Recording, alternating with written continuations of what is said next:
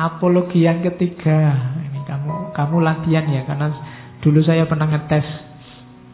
Kita itu masih Islam itu kira-kira punya alasan enggak? Kalau ditanya orang, Mas, kok sampai hari ini sampai masih Islam?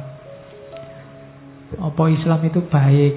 Baiknya di mana? Kamu kan jawabnya susah. Hari ini dibantu jawab oleh Amir Ali. Kenapa masih Nabi Muhammad? Kenapa masih Islam? Kenapa masih Allah? Nah, sholat.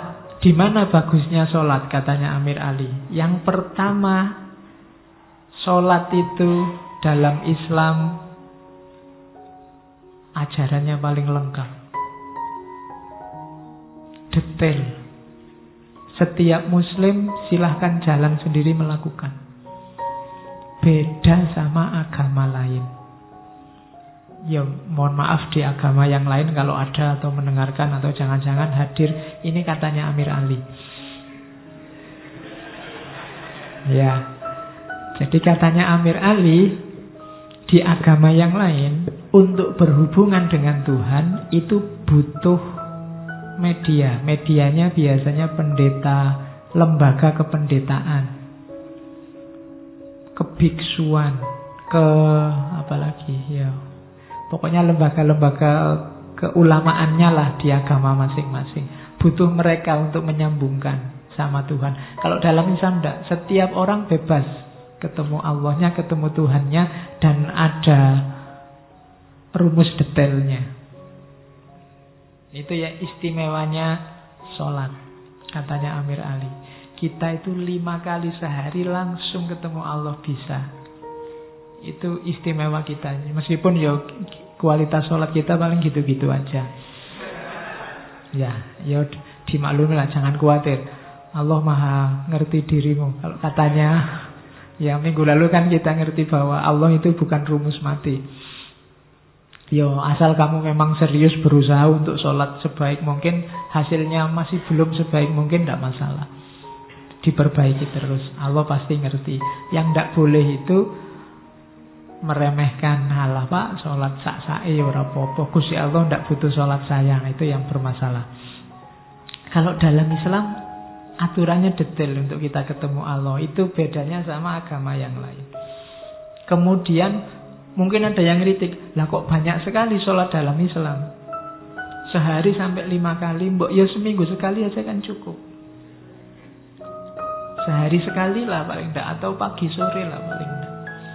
Katanya Amir Ali, justru di situ istimewanya. Kita punya keleluasaan bertemu Tuhan kita 5 kali sehari. Itu menunjukkan bahwa dalam Islam kita dilarang terlalu sibuk dengan dunia, katanya Amir Ali. Dari sekian jam hidup kita disuruh ingat akhirat. Ini tadi sholat maghrib sekitar jam 6 kurang seperempat. 1 jam lebih 10 menit setelah itu sudah isya. Itu kan berarti kita bolak-balik dipalingkan oleh agama kita untuk tidak terlalu sibuk dengan dunia, katanya Amir Ali. Itu istimewanya Islam. Jadi umat Islam sehari 5 kali. Itu belum yang sunnah-sunnah. Belum yang sunnah kan banyak ya, tahajud. Para sufi itu ada yang sampai ratusan rakaat sholat sunnahnya. Oh itu kan luar biasa. Berarti day to day, detik per detik Allah siap ditemui loh lewat ritual sholat itu. Bahkan ada sholat mutlak. Sholat mutlak itu anytime, kecuali di waktu-waktu yang diharamkan. Dan kata-kata waktu ini juga katanya Amir Ali istimewa dalam Islam. Umat Islam dilatih disiplin. Ada waktunya, tidak sembarangan. Oh itu kan menunjukkan bahwa sholat itu istimewa.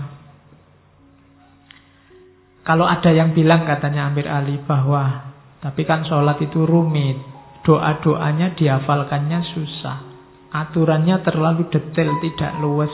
Katanya Amir Ali, kata siapa begitu? Wong sholat itu ya kamu berusaha menghafalkan doanya, ndak hafal ya ndak apa-apa, sholat aja semampunya. Bahkan kalau ndak kuat berdiri waktu sakit boleh duduk, ndak kuat duduk boleh berbaring. Bahkan hanya pakai isyarat saja boleh. Kalau sedang bepergian boleh dijamak, boleh dikosor, boleh. Tidak, tetap luwes sholat itu. Kalau tidak hafal yang bahasa Arab, ya baca doa sekenanya, kan begitu rumusnya. Jadi katanya Amir Ali, tidak, sholat dalam Islam itu istimewa. Hak istimewa yang diberikan Allah untuk kita ketemu. 5 kali tidak terlalu banyak. Dulu kalau ceritanya Isra Mi'raj kan maunya 50 kali sampai. Ya untungnya ceritanya Nabi Muhammad ketemu Nabi Musa. Begitu diajukan 50, ya untungnya Nabi Musa itu ngerti kondisi kita.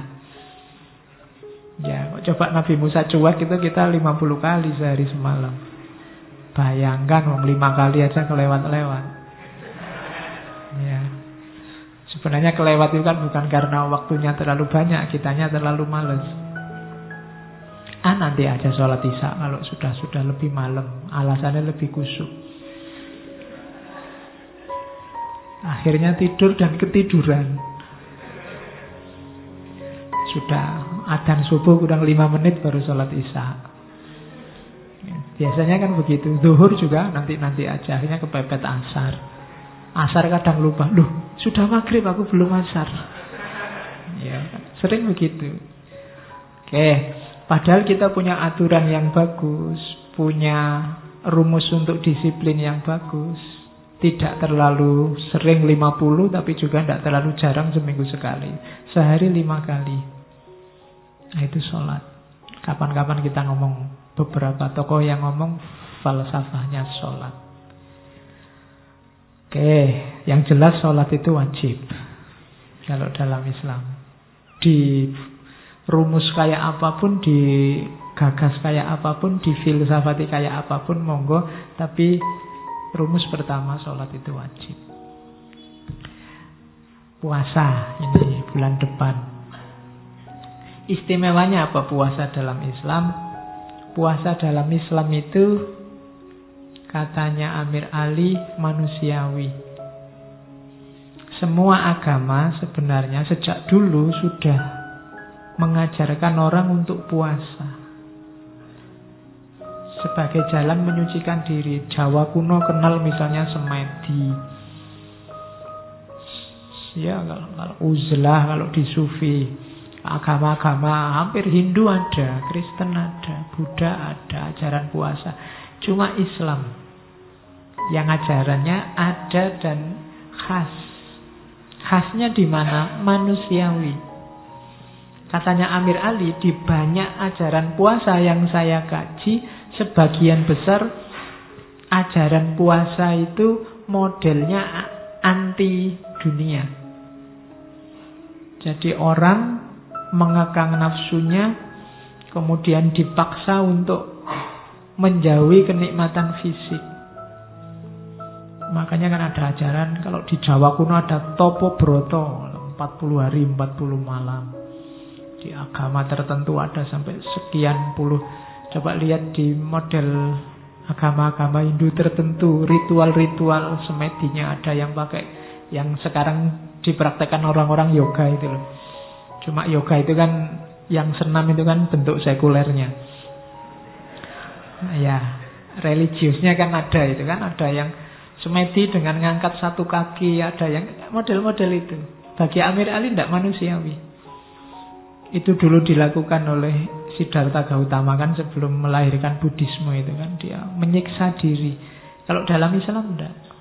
Islam justru sangat manusiawi. Bahkan Nabi wanti-wanti, kalau buka puasa segerakan lo ya. Nah, kalau sahur agak akhir. Itu kan manusiawi. Nabi sayang dengan kita. Dan tidak boleh puasa itu terus-terusan. Pak saya kuat kok Pak, sehari 24 jam kuat. Tidak. Tetap harus buka puasa pada waktunya. Itu katanya Amir Ali, itu bedanya sama agama yang lain. Islam itu manusiawi kalau dalam hal puasa. Tidak menyiksa diri, tapi juga tidak memanjakan diri. Ngerti kapan batas limit kekuatan tubuhmu untuk tidak minum dan tidak makan. Nah, meskipun nanti dicicil 1 bulan, tapi kan setahun cuma 1 bulan itu. Kalau di agama tertentu bisa bulanan, ada yang mingguan, ada yang...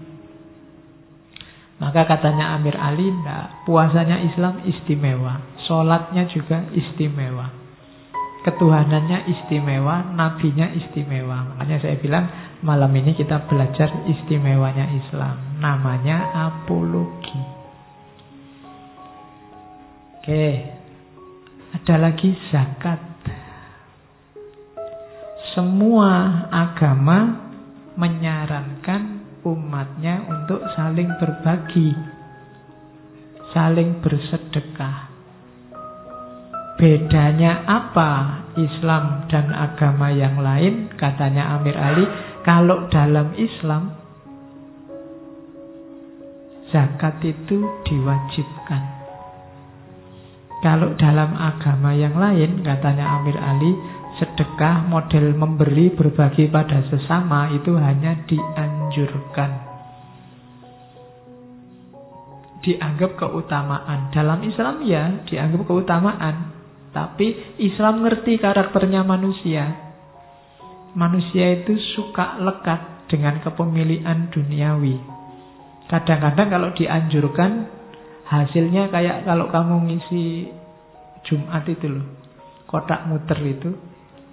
Kamu kan kalau kotak muter buka dompet 150, 20, 10, paling ketemunya 2000 yang masuk. Itu kalau dibiarkan silahkan sukarela, dapatnya segitu. Maka dalam Islam dikasih rumus, diwajibkan dikasih rumus. Tidak terlalu memberatkan, tapi juga tidak dilepas begitu saja. Ya, dari hartamu sekian, kalau memang sudah sampai nisabnya. Sampai nisab ini kan juga jadi rumus juga. Maksudnya apa? Ya orang yang harusnya dibantu jangan nekat bantu. Dia tidak wajib. Dia yang harusnya dikasih, jangan memaksa diri untuk mengasihi. Nah, itu menurut Amir Ali di situ istimewanya Islam. Ada rumus-rumusnya detail untuk orang saling berbagi. Jadi kalau hartamu sekian, zakatkan sekian. Kalau punya kambing sekian, ya zakatkan sekian. Tidak semuanya. Kalau memang tidak sampai 1 nisab, ya tidak wajib zakat. Jadi misalnya kalian dapat beasiswa, wah ini terus temanmu bilang ada zakatnya, dihitung dulu beasiswamu berapa, sampai 1 nisab apa enggak. Kalau tidak 1 nisab ya enggak. Atau sampai 1 nisab ya Pak, tapi utang saya banyak. Ya bayar utang dulu. Oke, nah itu dalam Islam. Jadi Islam itu agama yang kalau bahasanya Syed Nasr kemarin, harmoni, equilibrium. Jadi tengah-tengah, tidak kaku, diatur secara rigid, tapi juga tidak dilepaskan begitu saja. Tidak rapuh, tapi juga tidak keras. Itu cirinya ajaran Islam. Itu kalau dalam Al-Quran, kalau kalian suka ngaji, tapi yang edisi cetak ya, bukan edisi HP, itu di juz tengah-tengah, juz 15, bagian paling tengah, kata-kata paling tengah, ada yang di warna merah. Itu ada kalimat falyatalattof. Falyatalattof itu maksudnya latif. Latif itu tengah-tengah, tidak kaku, tidak lembek. Latif itu lentur, kayak sabuk itu lentur, bisa dibentuk macam-macam. Dan ini bisa kalian bahas secara filosofis, bahwa filosofi ajaran Islam itu intinya falyatalattof, latif. Dia mengalir tidak kaku, tapi juga tidak keras, tidak lembek. Kalau lembek mudah hancur, kalau kaku mudah patah. Tapi dia lentur. Situasi berubah, dia bisa menyesuaikan diri. Tapi tetap ada kendalinya. Itu cirinya ajaran Islam, latif. Maka yang keras itu bukan karakter Islam.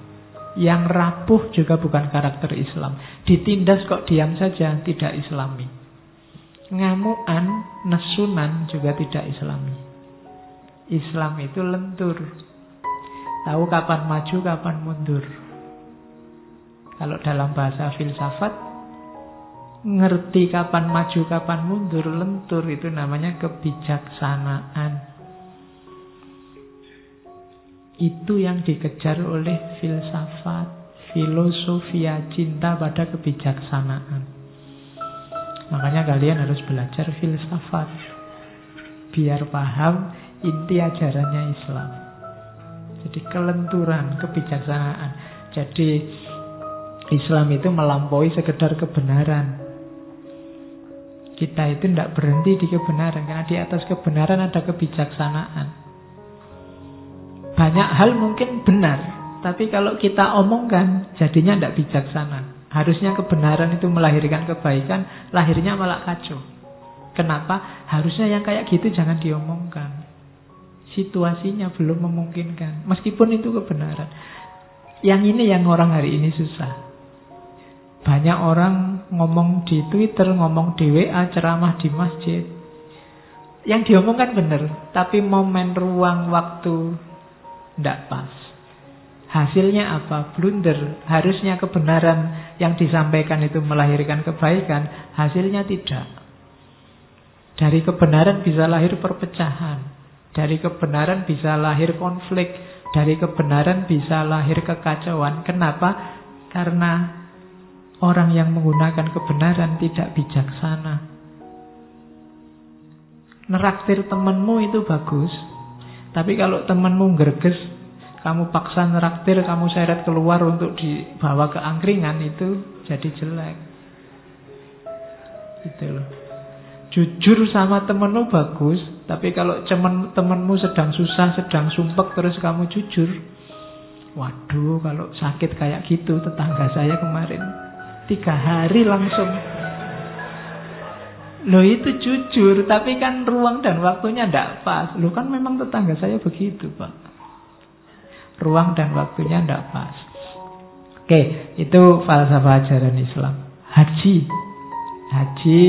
katanya Amir Ali menunjukkan bahwa umat Islam itu bersatu, kompak, punya kiblat yang sama, punya orientasi hidup yang sama, melahirkan kasih sayang dan persaudaraan. Harusnya kualifikasi ini yang muncul dari orang yang sudah haji. Dan haji juga tampak kelenturannya, kan haji hanya bagi yang mampu. Mampu secara fisik, mampu secara perjalanan. Tidak cuma itu, yang ditinggalkan juga tidak keteteran. Itu menunjukkan Islam itu tidak kaku, tidak maksa orang haji. Hari ini mungkin kita urusan perjalanan agak susah, karena ngantrinya 30-an tahun sekarang untuk bisa naik haji. Nah, kalau yang fisik lebih mudah. Kalian ini bisa, kalau kalian hari ini belum daftar haji, mungkin kalian usiamu 20-an. Kalau daftar sekarang itu kamu berangkatnya umur-umur 50 tahun besok. Kalau sekarang belum daftar, ya umur-umur 60 tahun. Mungkin kamu sudah punya cucu, masih ngantri. Ya, karena memang ruangnya yang terbatas. Kuantitas orangnya semakin banyak. Tidak bisa diduplikat kan. Kalau daripada susah-susah ke sana bikin duplikatnya Mekah di sini kan tidak bisa. Akhirnya kan mau tidak mau harus ngantri. Tapi ya tidak masalah kalau ada kelebihan, kalian daftar saja. Bahwa nanti berangkatnya lama, ya biar aja. Berarti perjalanannya masih belum mungkin. Berarti belum mampu secara perjalanan. Karena kalau zaman sekarang kan tidak kayak zaman dulu. Kalau zaman dulu naik haji itu bisa lewat laut, mungkin bisa jalan kaki, tidak seribet sekarang. Meskipun rentang waktunya panjang.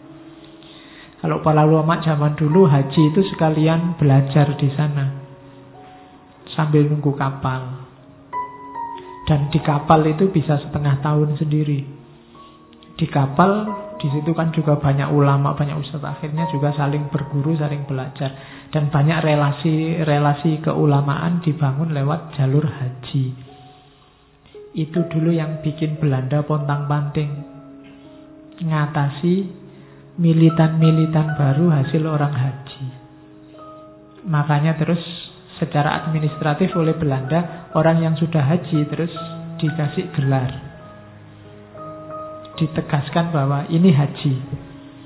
Maka dari situ terus di Indonesia kan kalau orang sudah haji gelarnya haji. Tapi ya enggak masalah. Paling enggak kan untuk ngingetin yang bersangkutan, kamu sudah haji loh, enggak boleh macam-macam kan ono. Ya. Ya dengan logika yang sama kamu mungkin bisa pakai gelar. Saya sudah sholat loh Pak. Ya, nanti depanmu kayak S. Sudah sholat. Oke. Dan saya dulu bilang udahlah, enggak usah sibuk, mau dipakai haji juga monggo, enggak dipakai juga monggo. Jangan sampai gara-gara dipakai atau enggak terus gegeran. Sudah terlalu banyak aliran dalam Islam. Jangan sampai nanti tambah aliran pro gelar haji sama aliran anti gelar haji. Sudah capek kita gegeran tiap hari. Oke, akhirat. Ini pokoknya temanya tema apologi malam ini. Kamu biar tambah yakin jadi orang Islam. Katanya Amir Ali, percaya pada hidup sesudah mati itu bukan Islam yang pertama. Yang pertama-tama percaya pada akhirat itu bangsa Mesir kuno. Nah, cuma katanya Amir Ali,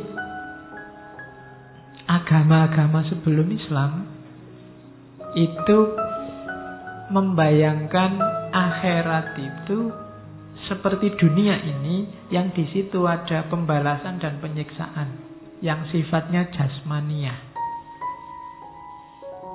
Jadi katanya Amir Ali, di agama yang lain itu besok sesudah mati isinya hisab.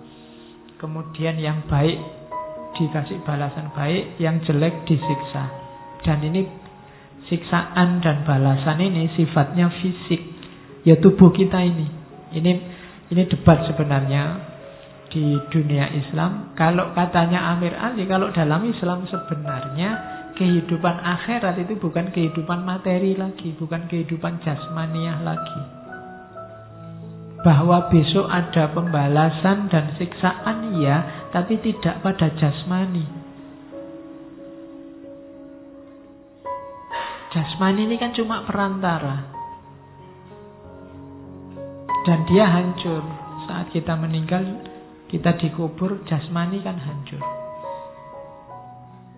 Logikanya Amir Ali, sakit, susah, senang, enak, ini kan kualifikasi rohani, bukan kualifikasi jasmani.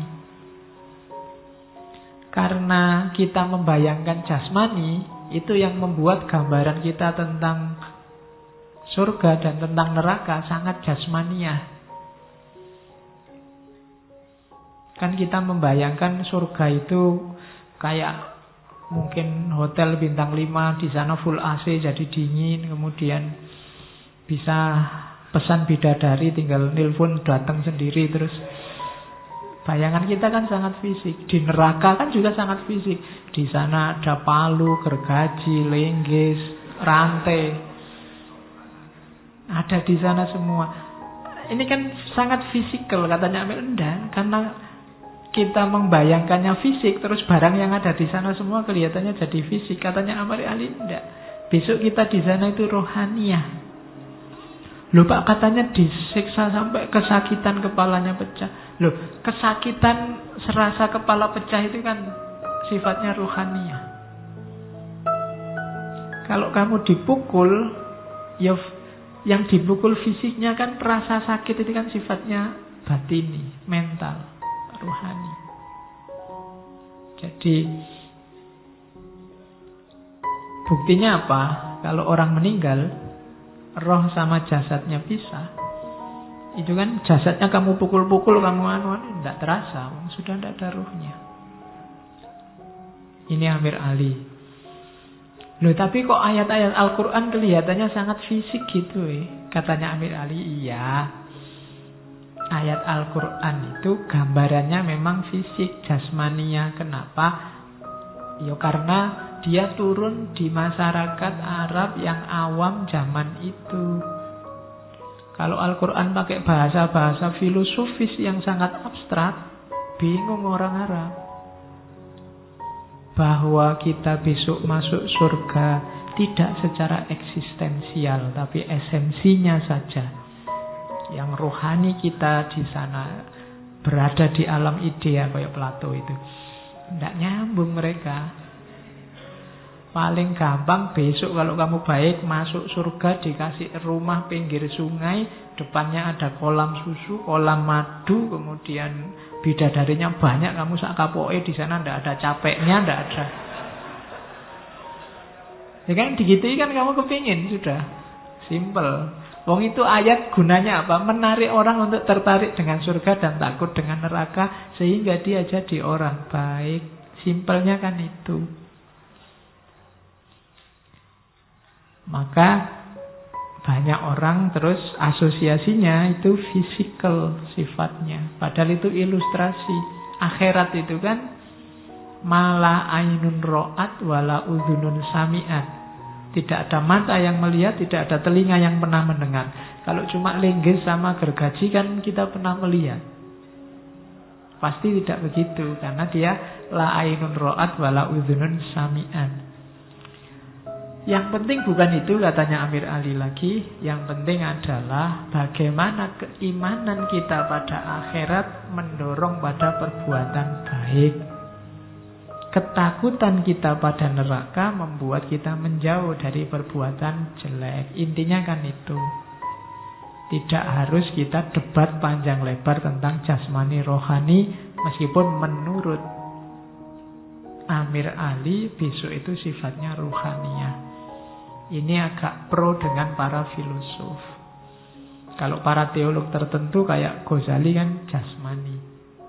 Itu kan yang debat antara tahafud dan tahafud itu kan.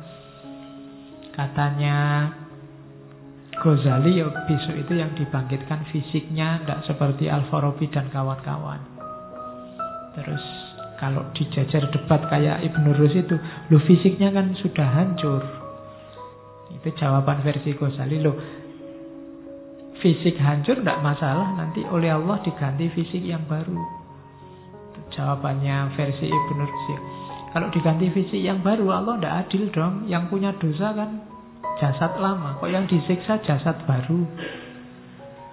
Nah, itu debatnya orang filsafat. Terserahlah kamu setuju yang mana. Oke. Yang penting memang kayak dawuhnya Amir Ali bahwa Allah tidak usah diperdebatkan yang itu, wong susah. Kayak melihat Tuhan itu loh. Besok kita di surga bisa melihat Tuhan enggak? Kan ayatnya jelas. Wujuhi yaumaidin nadhiroh ila rabbiha nadhiroh. Dia bisa melihat pada Tuhannya. Katanya Mu'tazilah tidak bisa, katanya Asy'ariyah bisa. Loh katanya Mu'tazilah melihat itu kan pakai mata. Mata itu bisanya menjangkau yang fisik-fisik. Yang non-fisik mata tidak bisa melihat. Kalau bisa melihat Allah berarti Allah turun derajat jadi fisik dong. Cuma kalau debat lawan Asy'ariyah itu kita tidak bisa menang. Asy'ariyah selalu bilang kalau Allah menghendaki mau apa?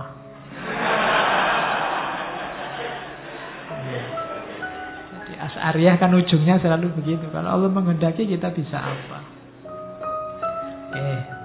Ya nanti ada lagi yang mendapat enggak. Yang kita lihat itu ya tidak pakai mata ini, tapi pakai mata batin.